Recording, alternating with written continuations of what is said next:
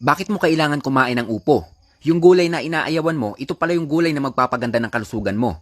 Unahin natin ang bunga mismo ng upo. Nagpapaganda ng panunaw ng ating kinakain, nag-iiwas sa pagkakaroon ng constipation.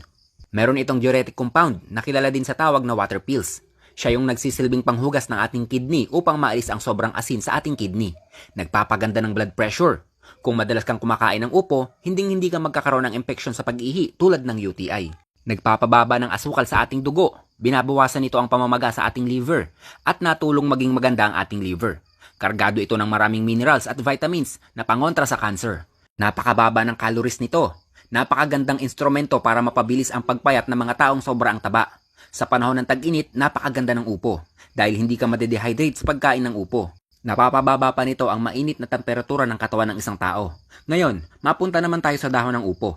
Ang batang dahon ng upo ay mas higit na masustansya ng 2 ulit kumpara sa mismong bunga ng upo.